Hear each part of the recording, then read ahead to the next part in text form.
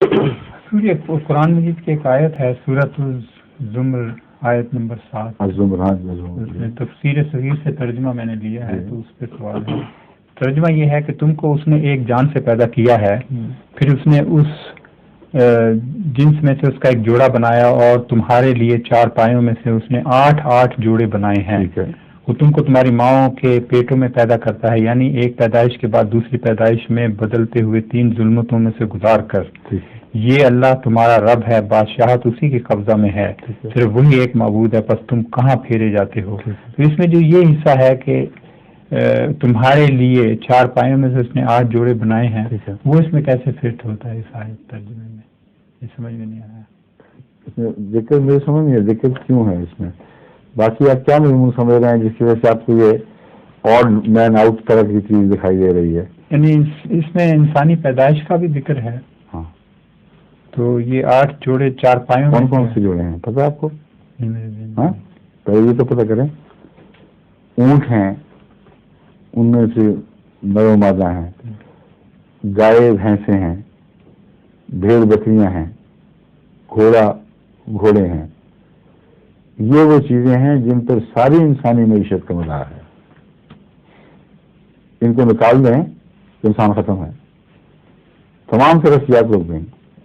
آج کے دور میں جو سواریاں نکلی ہیں آرٹیفیشل، یہ اس دور تک انسان پہنچ ہی نہیں سکتا تھا، اور ہل چلانے میں انہیں مویشیوں نے کام دیے ہیں، دودھ پلایا ہے، گوشت کھلایا ہے۔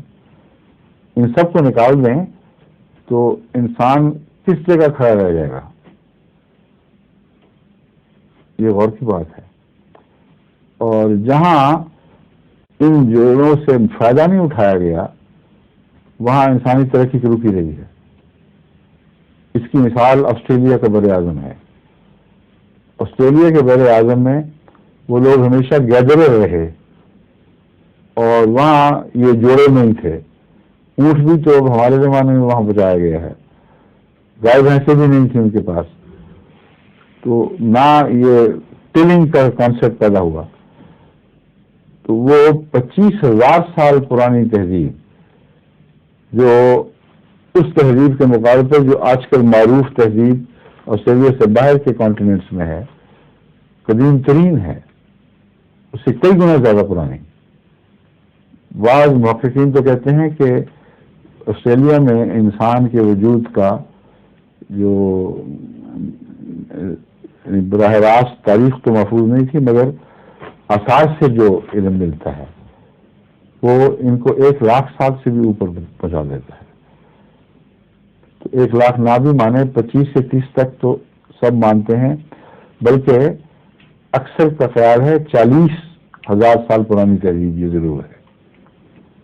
کم سے کم 25 مانتے ہیں، میں اس کے 25 کی بات شروع کی تھی، زیادہ سے زیادہ 1,00,000، لیکن عام طور پر جس پر سب کا اتفاق یا جس پر وہ مطمئن ہے کہ ہاں یہ کہنا مبالغہ نہیں ہے، وہ 40,000 سال ہے۔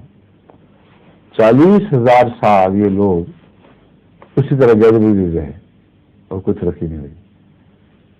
تو اللہ تعالیٰ توجہ دلا رہا ہے کہ یہ تمہارے لیے ایک غیر معمولی انعام ہے۔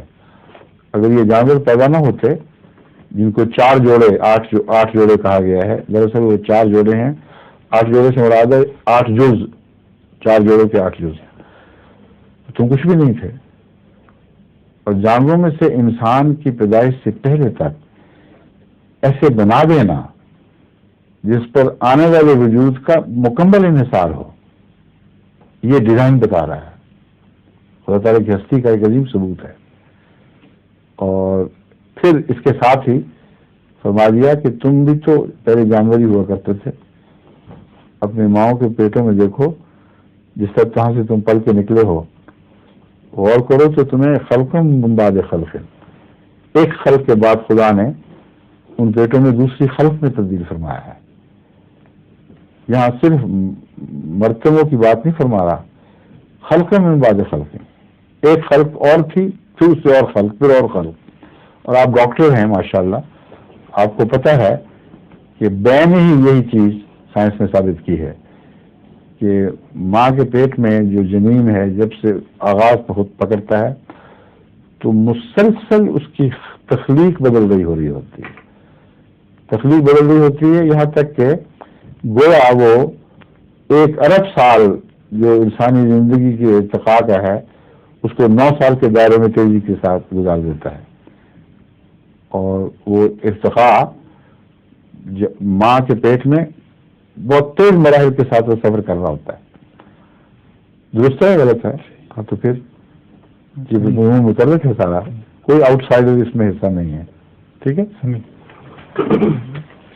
ظہور مہدی آخر زمان